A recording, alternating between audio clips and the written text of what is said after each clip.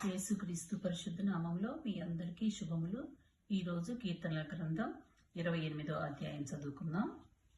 యెహోవా, నేను నీకు మొరపెట్టుచున్నాను, నా ఆశ్రయదుర్గమా, మౌనముగా ఉండక నా మనవ ఆలకింపుము. నీవు మౌనంగా ఉండిన ఎడల నేను సమాధిలోనికి దిగిన వారి వలె అగుదును. నేను నీకు మొరపెట్టినప్పుడు నీ పరిశుద్ధాలయము వైపునకు నా చేతులెత్తినప్పుడు నా విజ్ఞాపన ధ్వని ఆలకింపుము. భక్తిహీనులను, పాపము చేయు వారిని నీవు లాగివేయనట్టుగా నన్ను లాగివేయకము. వారి దుష్టాలోచన హృదయంలో ఉంచుకుని తమ పొరుగు వారితో సమాధానముగా మాటలాడుదురు. వారి క్రియలను బట్టి, వారి దుష్టక్రియలను బట్టి వారికి ప్రతీకారము చేయము.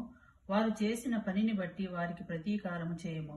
వారికి తగిన ప్రతిఫలమిమ్ము. యెహోవా కార్యములను వారు లక్ష్యపెట్టరు, ఆయన హస్తకృత్యములను వారు లక్ష్యపెట్టరు. కావున ఆయన వారిని వృద్ధిపరచక నిర్మూలం చేయును. యెహోవా నా విజ్ఞాపన ధ్వని ఆలకించి ఉన్నాడు. ఆయనకు స్తోత్రము కలుగునుగాక.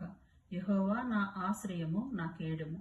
నా హృదయము ఆయన యందు నమ్మికయించెను గనుక నాకు సహాయము కలిగెను. కావున నా హృదయము హర్షించుచున్నది. కీర్తనతో నేను ఆయనను స్తుతించుచున్నాను. యెహోవా తన ప్రజలకు ఆశ్రయము, ఆయన తన అభిషిక్తునికి రక్షణ దుర్గము. నీ జనులను రక్షింపుము, నీ స్వాస్థ్యమును ఆశీర్వదింపుము. వారికి కాపరివై నిత్యము వారిని ఉద్ధరింపుము. ఆమేన్. దేవుడు మిమ్మల్ని అందరినీ దీవించునుగాక.